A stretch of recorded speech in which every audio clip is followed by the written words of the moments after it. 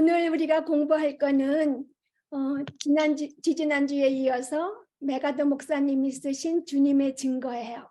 오늘은 7과 진노하시는 하나님. 선하신 하나님께서 진노하실까요? 선하심, 진노하심 서로 어떻게 매치되지 않는 것 같잖아요. 선하신 하나님께서 죄를 보시면 진노하십니다. 많은 사람들이 하나님께서는 선하시고 사랑이 무한하시기 때문에 진노하지 않으시고 또 그 진노한다는 것은 하나님의 선하심과 함께 있을 수 없다고 생각하기도 해요. 그렇지만 성경은 하나님의 진노를 아주 무섭게, 두렵게 설명하고 있어요. 그리고 성경을 보면 성경에는 하나님의 사랑과 은혜를 언급하는 구절보다 하나님의 분노와 진노와 복수를 언급하는 구절이 더 많아요. 그래서 죄에 대해서 진노하시는 것은 하나님의 속성 중에 하나예요.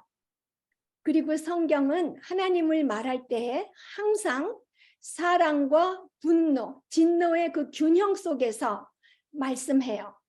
시편 45편 7절에 보면 주께서 의를 사랑하시고 불법을 미워하셨으니, 의를 사랑하시고 불법을 미워하셨다고 그래요.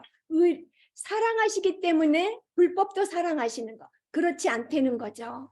하나님께서는 사랑이 완전하시듯이 진노하시는 것도 완전하세요.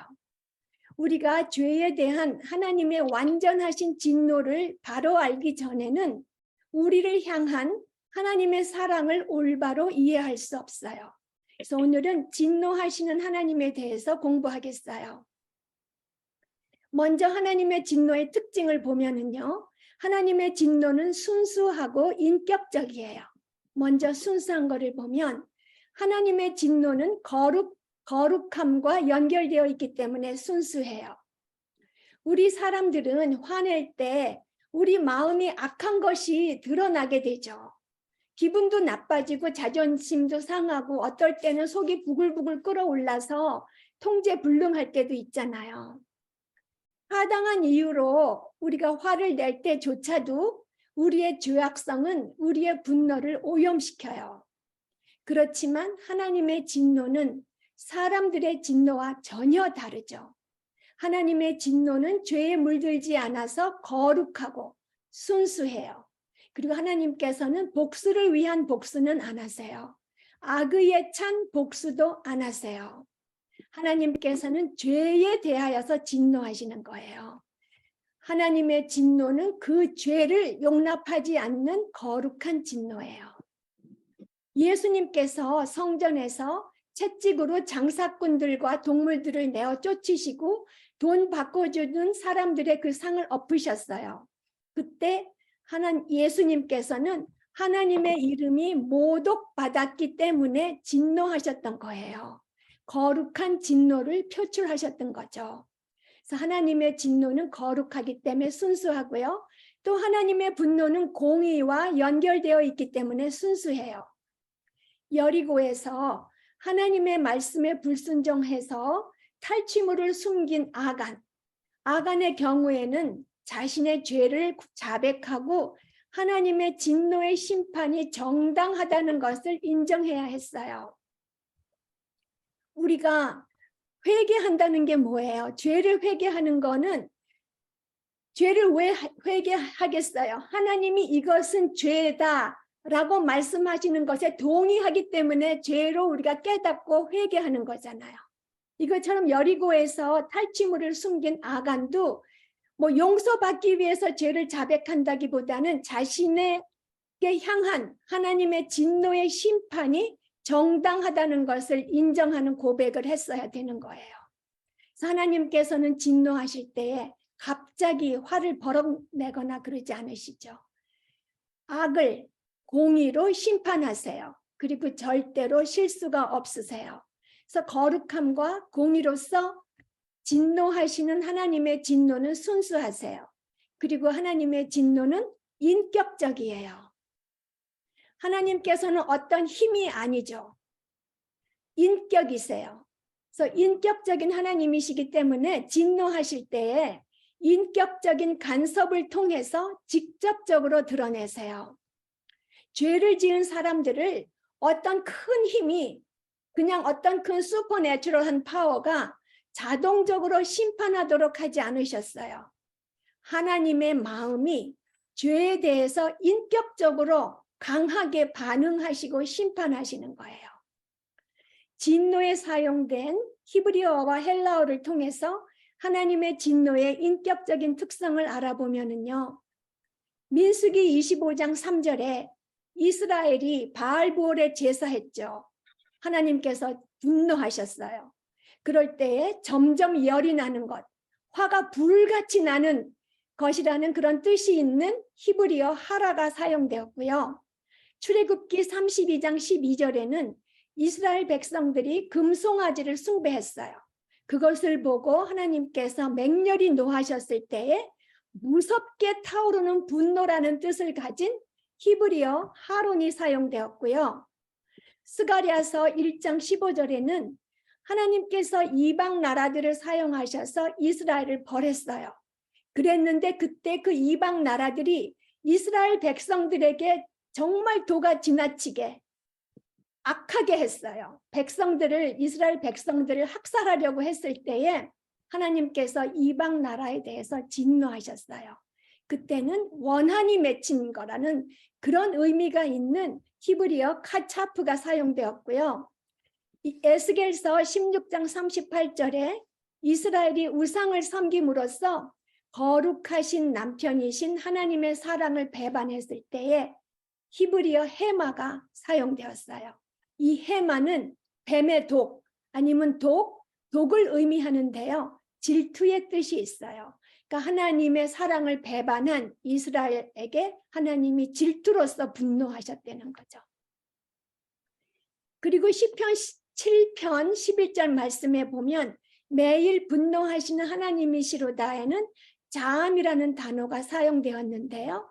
분노에 차 있는 사람의 모습을 묘사해요. 그리고 로마서 2장 8절에는 그 진노와 분노의 헬라어가 사용되었는데요.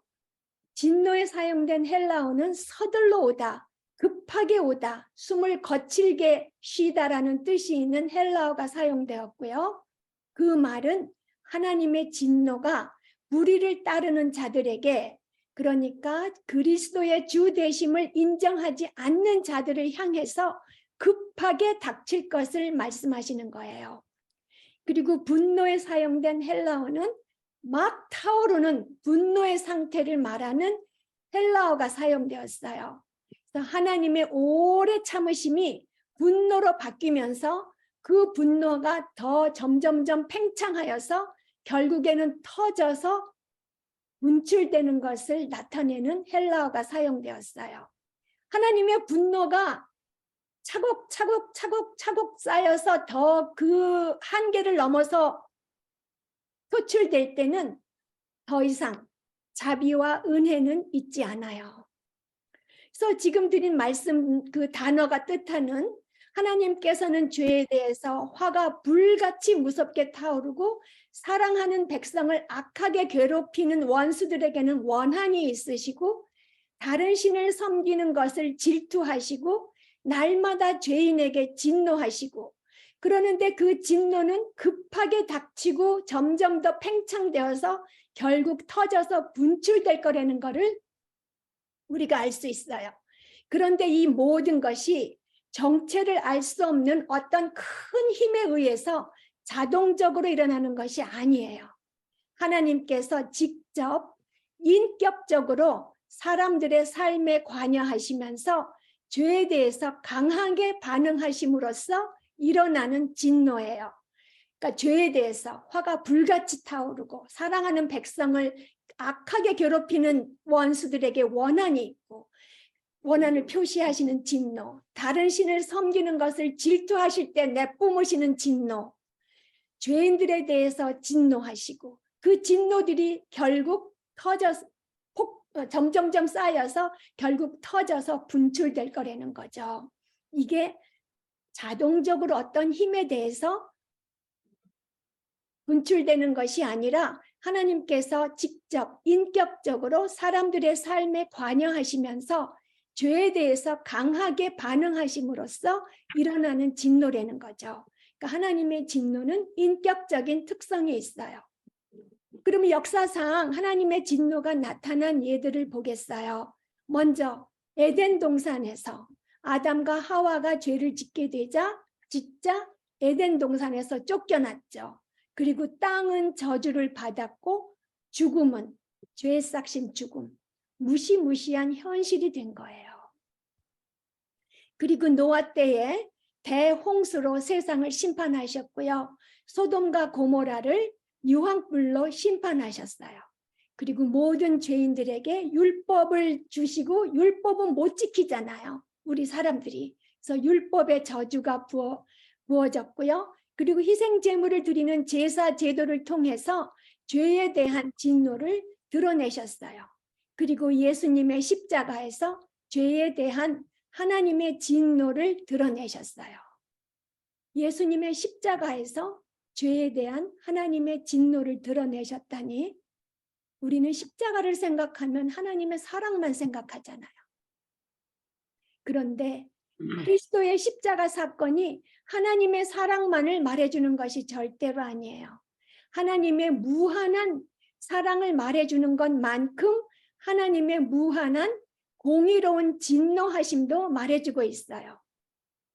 그리스도의 십자가 사건은 죄인을 살리기 위해서는 그 죄인 대신 죽는 사람이 있어야 할 뿐만이 아니라 대신 죽는 그 사람이 죄가 하나도 없어야지만 다른 사람 대신 죽고 그 다른 사람이 살 수 있는 거예요.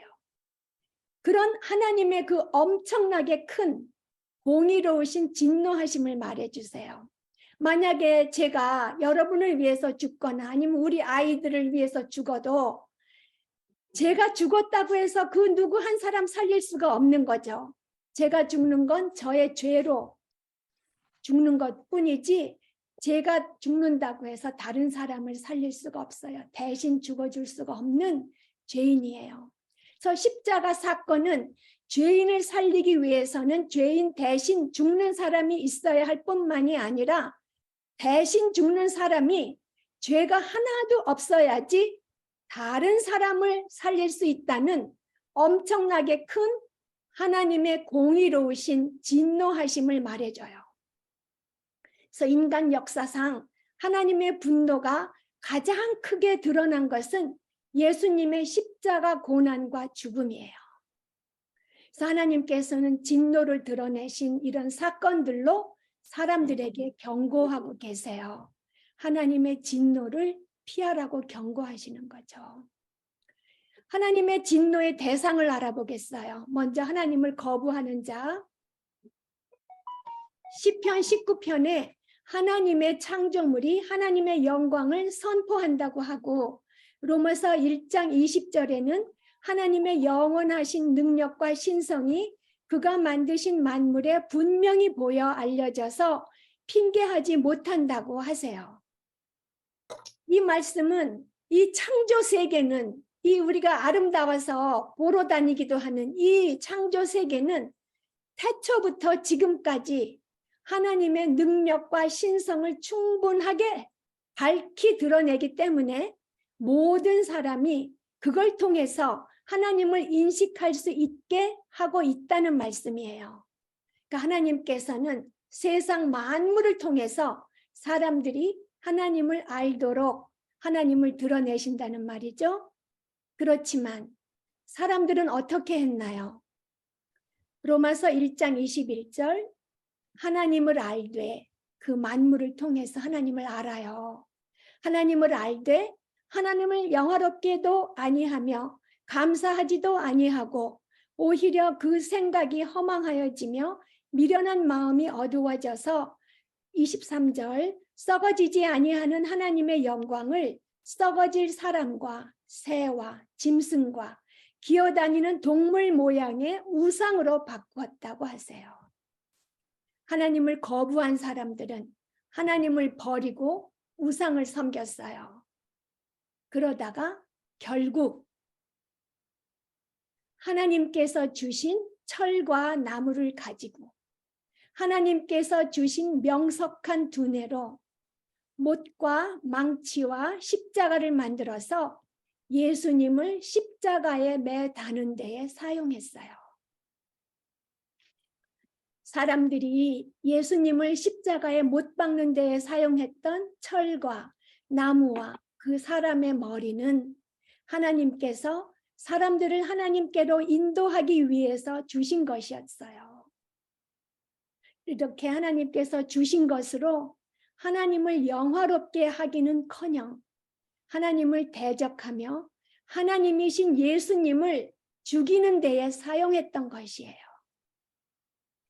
하나님께서 당연히 받으셔야 할 높임이나 영광과 찬미를 하나님께 돌리기는커녕 하나님을 거부하면서 십자가에 못 박은 거죠. 이것이 바로 세상의 모든 죄 중에 가장 추악한 죄이고 모든 죄의 근원이에요. 하나님께서 마땅히 받으셔야 할 높임과 영광과 찬미를 하나님께 드리지 않는 것, 그리고 하나님을 신뢰하지 않고 거부하는 것, 이게 모든 죄의 근원이죠. 이렇게 하나님께 영광을 돌리지 않는 것은 타락한 사람의 본성이에요. 하나님께서는 하나님을 거부하는 자들에게 진노하세요. 그런데 이렇게 하나님을 거부하는 자들은 불의로 진리를 막는 행동을 하게 되죠. 불의로 진리를 막는 그 근본 원인은 하나님을 거부하기 때문이고 하나님께 영광 돌리기를 거부했기 때문에 그 결과 불의로 진리를 막게 되는 거고요. 로마서 1장 18절 보면 하나님의 진노가 불의로 진리를 막는 사람들의 모든 경건하지 않음과 불의에 대하여 하늘로부터 나나니라고 하세요. 하나님의 진노가 하늘로부터 나타난다는 것은 하나님의 진노가 계속 항상 끊임없이 나타난다는 뜻이에요. 그렇지만 하나님의 진노가 계속 항상 끊임없이 나타난다니까 아무데나 막 진노를 퍼부으시나? 그렇게 겁먹을 필요 없어요. 하나님께서는 끊임없이 진노하시지만 진노를 마구 아무데나 막 폭발시키시지 않으세요. 불의로 진리를 막는 사람들의 경건하지 않음과 불의한 죄에 대해서 하나님을 거부하는 죄에 대해서만 진노를 바라서요. 그래서 불의로 진리를 막는 사람들의 경건하지 않음과 불의에 대해서 알아보면 먼저 경건하지 않음은 인간이 하나님과의 관계가 끊어짐으로써 하나님과 인간이 하나님과의 관계가 단절됨으로써 생겨요. 경건하지 않음이. 그래서 하나님과 올바른 관계를 맺지 않은 사람은 하나님을 경외하지도 않고 하나님께 헌신하지도 않고 하나님께 예배드리지 않죠. 그런 경건한 행동을 할 수 없어요. 그래서 경외하지 않고 헌신하지 않고 예배도 드리지 않아요. 그러면 이런 것들이 어디로 연결이 될까요? 결국 하나님을 네. 네. 하나님과 올바른 관계를 맺지 않은 사람은 결국 우상 숭배로 직결돼요. 우리가 우상 숭배라 그러면 제일 먼저 생각나는 게 부처잖아요.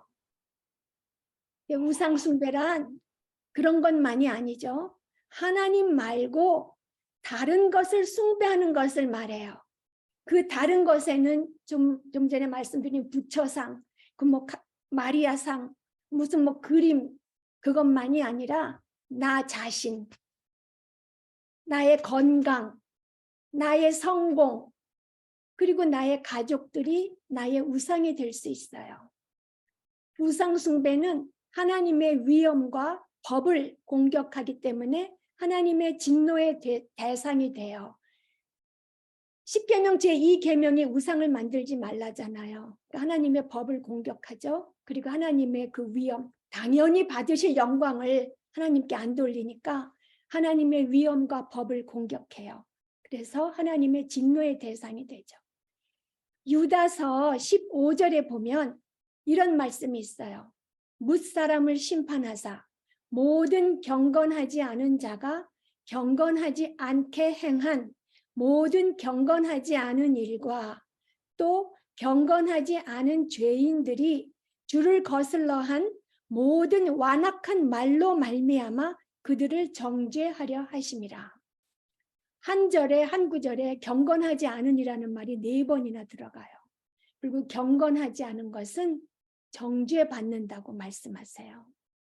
이렇게 하나님을 향하여서 경건하지 않은 행동을 하는 사람은 그러니까 하나님을 향하여 경건하지 않게 예배드리지 않고 우상숭배를 하는 사람은 이웃에게 수평적으로 이웃에게 불의를 행하게 되는 거예요. 그래서 불의는 사람과 사람과의 관계에 영향을 주는 것을 말하는데요. 사람이 하나님과 올바른 관계를 맺지 못할 때에 주변 사람들과도 올바른 관계를 맺지 못하게 되는 것을 말해요. 그러니까 죄는 먼저 그 죄는 먼저 우리를 하나님의 임재 앞에 들어가지 못하게 해요. 그리고 그 결과 사람들과도 올바른 관계를 맺지 못하게 하죠. 그러니까 죄는 무엇보다 먼저 하나님의 위엄과 법을 공격하고 그 다음에는 주변 사람들을 공격해요. 하나님께서는 이렇게 하나님을 거부하고 불의로 진리를 막는 사람들의 모든 경건하지 않음과 불의에 대하여 진노하세요. 엄청난 분노를 표출하실 것이에요. 그 진노의 결과를 보면은요. 로마서 2장 9절에 보면 악을 행하는 각 사람의 영에는 환난과 곤고가 있으리니 이렇게 말씀하세요.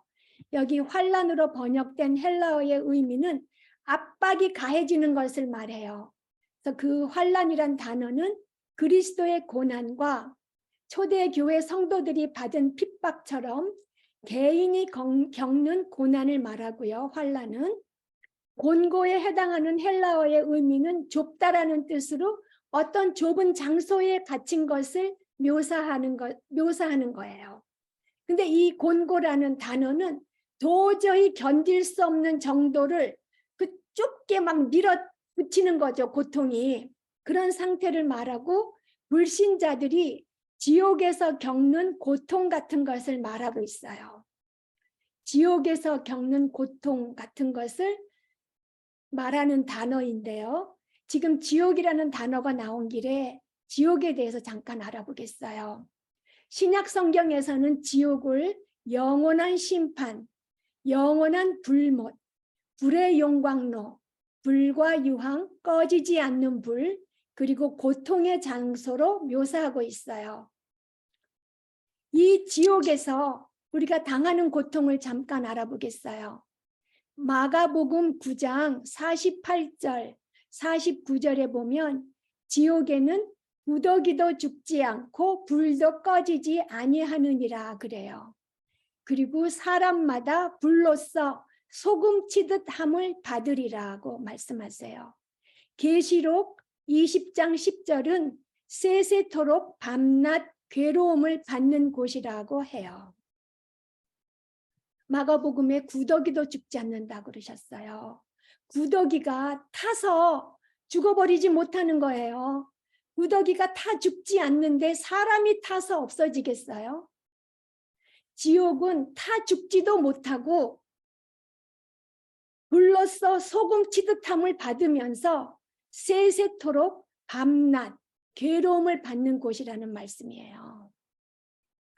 그런데 오늘날 많은 교회가 세상에서 받는 복에 집중하면서 심판과 지옥에 대한 교리를 아주 가볍게 다루거나 아예 빼버리고 있어요.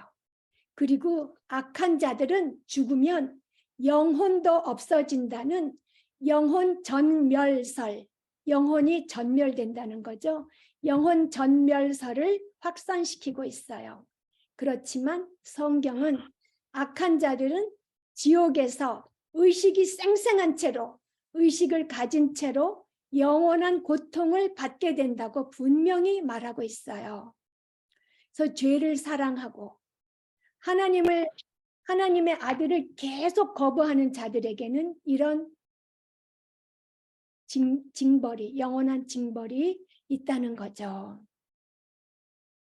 이 지옥에 대한 교리, 이 교리는 하나님의 사랑과 어떻게 같이 갈 수가 있나 의심을 할 수가 있지만, 우리가 하나님과 가까이 동행할수록, 하나님과 어떻게 가까이 동행하겠어요? 말씀을 통해서죠. 우리가 말씀을 더 깊이 알면 알수록 지옥이 실제라는 것을 더 확실히 알게 돼요. 이렇게 무시무시한 지옥, 그렇지만 하나님의 진노가 폭발하면 안 믿는 자들은 그 지옥의 형벌을 받게 돼요. 그렇지만 지금은 하나님께서 진노를 억제하고 계세요. 시편 7편 12절에서 13절 말씀을 보면 현대인의 성경으로 읽겠어요. 더 그 시제가 더 확실하게 알게 되더라고요. 현대인의 성경을 보면 사람이 회개하지 아니하면 하나님이 칼을 가실 것이다. 그가 활을 당겨 이미 쏠 준비를 하셨다. 그는 죽이는 무기를 갖추시고 불붙는 화살로 겨냥하고 계신다. 예, 활을 당겨서 준비를 하셨어요, 이미. 그리고 죽이는 무기를 갖추시고 불붙는 화살로 겨냥하고 계신다. 지금 하고 계시는 거예요. 그런데 왜 하나님께서 이렇게 준비가 다 되고 겨냥하고 계신데 왜 아직 화살을 쏘지 않고 계실까요? 왜 겨냥만 하고 계실까요? 왜 지금 당장 사람들의 죄를 심판하시지 않으실까요? 진노하시는 하나님께서는 또한 긍휼하시고 은혜로우셔서 자비로우셔서 죄인들이 회개하고 돌아올 시간을 주고 계신 거예요. 계속 은혜를 베푸시며 하나님 되심을 드러내고 계시면서 회개하고 돌아오기를 기다리시는 거예요. 그러시면서 잠시 진노를 억제하고 계시는 거죠. 그런데 하나님께서 기다리시는 시간이 길어지면 길어질수록 진노의 화살을 뒤로 잡아당기면 잡아당길수록 그 화살을 쏘는 순간 그 화살은 더 힘차게 날아가서 죄인들을 맞출 거죠. 하나님께서는 그 진노의 불화살을 완벽한 때에, 하나님의 때에 완벽한 방법으로 쏘실 것이에요. 그럼 어떻게 이런 엄청난 진노로부터 벗어날 수 있을까요? 벗어나야죠. 느부갓네살의 왕의 예로 알아보겠어요. 느부갓네살 왕은 강한 바벨론의 왕이었어요. 그래서 자만에 빠져서 스스로 하나님처럼 군림했어요. 자기의 모습을 본뜬 90피트나 되는 거대한 금 신상을 세웠고 사람들에게 그 형상 앞에서 절하도록 강요했어요. 자기 자신의 힘과 재능에 점수를 주면서 뻔뻔하게 하나님을 대적한 거죠. 그때 하나님께서 느부갓네살 왕이 교만을 회개하고 하나님과 올바른 관계를 맺게 하기 위해 꿈을 꾸게 하셨어요. 다니엘이 그리고 그 꿈을 해석했죠. 그렇지만 왕은 다니엘의 권면을 받아들이지 않았어요. 1년 후에 다니엘의 말대로 모든 일이 일어났어요. 짐승처럼 살았던 거죠, 그동안. 그리고 그 꿈대로 7년이 찼을 때에 느부갓네살 왕은 하나님의 은혜로 하늘을 우러러 보았고 정신이 돌아와 하나님을 찬양했어요.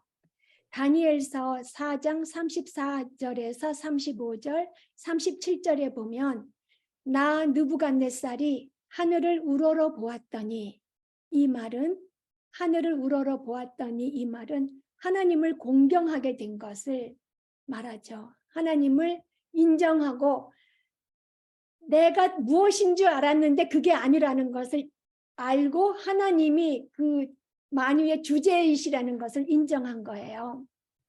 우러러 보았더니 내 총명이 내게 다시 돌아온지라. 총명이 돌아온 다음에 왕이 어떤 일을 했는지 보겠어요. 이에 내가 지극히 높으신 이에게 감사하며 영생하시는 이를 찬양하고 경배하였나니 그 권세는 영원한 권세요 그 나라는 대대에 이르리로다. 땅의 모든 사람들을 없는 것 같이 여기시며 하늘의 군대에게든지 땅의 사람에게든지 그는 자기 뜻대로 행하시나니 그의 손을 금하든지 혹시 이르기를 내가 무엇을 하느냐고 할 자가 아무도 없도다. 그러므로 지금 나 느부갓네살은 하늘의 왕을 찬양하며 칭송하며 경배하노니 그의 일이 다 진실하고 그의 행하심이 의로우심으로 교만하게 행하는 자를 그가 능히 낮추심이라 했어요. 하나님을 거부하고 자기를 믿고 자기를 영화롭게 하던 느부갓네살이 돌아선 거죠. 하늘을 우러러 보았고 하나님께 경배했어요. 더 이상 하나님을 거부하지 않았고 하나님께 영광을 돌렸어요. 자기에게 영광을 돌리며 자신을 찬양했던 타락한 본성에서 돌아서서 하나님께 영광을 돌리며 하나님을 찬양했어요. 이렇게 느부갓네살 왕처럼 타락한 본성에서 벗어나서 하나님께 영광을 돌리고 하나님을 찬양해야 되는데 이것은 타락한 사람의 본성으로는 절대로 할 수 없는 거죠.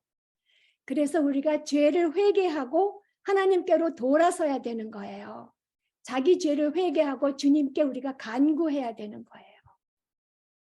그리고 그리스도께서 십자가에서 돌아가신 그 보혈의 공로로 나의 죄가 다 씻어졌고 예수님의 의로움이 나한테 전가되어서 내가 새로운 피조물이 되었다는 것을 우리가 믿고 받아들일 때에 우리는 하나님께 영광 돌릴 수 있는 그런 새 피조물이 되는 거죠. 그래서 하나님의 진노로부터 벗어나기 위해서는 자기 죄를 회개하고 하나님을 거부하던 것을 회개하고 하나님을 우러러보고 경배하고 예수님을 믿고 신뢰해야 돼요. 하나님께 영광을 돌려야 되고요. 그러면 하나님의 이런 진노하심과 그리스도인의 삶을 보겠어요. 그리스도인들은 자연과 말씀을 통하여 하나님을 알아요. 우리 그리스도인들은 하나님의 진노의 심판을 받지 않아요. 우리의 죄는 옛날에 지은 죄나 지금 짓고 있는 죄나 앞으로 지을 죄 다 용서받았어요. 우리가 해야 할 것은 하나님을 영화롭게 하는 거예요. 자연과 말씀을 통해서 하나님을 안다고 하면서 하나님을 영화롭게 하지 않으면 안 믿는 자와 똑같아요. 그러면 어떻게 실제적으로 하나님을 영화롭게 할 수 있을까요? 잠언 3장 5절에서 7절 말씀처럼 마음을 다하여 여호와를 신뢰하고 범사에 여호와를 인정하고 스스로 지혜롭게 여기지 않고 여호와를 경외하며 악을 떠남으로써 하나님을 영화롭게 해야 되는 거죠. 그뿐만 아니라 잃어버린 바 된 자들, 안 믿는 자들에게 하나님의 진노를 피하라고 경고함으로써 하나님을 영화롭게 해야 돼요. 그러면 하나님의 진노하심과 불신자는 어떤 관계일까요? 지금까지 말씀드린 것처럼 사람의 영혼은 죽지 않아요. 신자나 불신자나 몸은 죽어도 영원히 의식을 갖고 있어요. 그리고 하나님을 거부하는 사람은 모두 하나님의 그 준엄한 진노의 심판을 받게 돼요. 그래서 꺼지지 않고 활활 타는 뜨거운 불 속에서 타 죽어 없어지지 않고 생생한 정신으로 영원히 고통을 받게 될 거예요. 내가 지금까지 죄를 지어도 나 아직 살아있는데 그렇게 생각하시는 분들, 죄를 짓고 있는 그런 불신자가 지금 당장 지옥에 빠지지 않고 살아있는 것은 하나님께서 그의 손을 붙들고 계시기 때문이에요. 하나님께서 진노의 불화살을 아직 쏘지 않으시고 불신자가 회개하고 돌아오기를 기다리고 계시기 때문이에요. 때가 되면 하나님의 그 가장 완벽한 때에 하나님께서는 회개하지 않는 사람의 손을 놓으실 것이고요. 불화살을 쏘실 것이에요. 그래서 하나님께서 참으시는 오늘이 죄를 회개하고 주님께 나아가서 하나님의 은혜를 받으실 때예요. 하나님께서 화살을 붙들고 계시는 지금 깨어서 다가올 진노를 피하시기를 바랍니다. 기도하시겠습니다. 의를 사랑하시고 불법에 대하여 진노하시는 하나님, 하나님을 거부하는 자를 환난과 곤고로 징계하시고 심판하시는 하나님, 진노의 자식이었던 저희들을 구원하시어 진노의 심판을 면하게 하여 주신 은혜에 감사드립니다. 지금 저희들 마음을 점검합니다. 하나님을 안다고 하면서 하나님을 영화롭게 하지 않은 것을 회개하고 주님을 왕으로 모시며 말씀에 순종하고 주님을 의뢰하면서 주님께서 받으시기에 합당한 예배를 드리기를 힘씁니다. 그리고 예수님을 구세주로 영접하지 않고 주님으로 모시지 않는 저희들의 가족들과 친구들이 많습니다. 주님께서 그들의 마음을 책망하여 주시고 또 겸손하게 하여 주시어서 죄를 회개하고 예수님께 나아오게 하여 주시기를 간구합니다. 하나님의 진노에서 해방되어 그리스도의 보호하시는 사랑으로 들어오게 하여 주시기를 간구합니다. 모든 구속 사역을 이루신 예수님의 이름으로 기도드렸습니다. 아멘.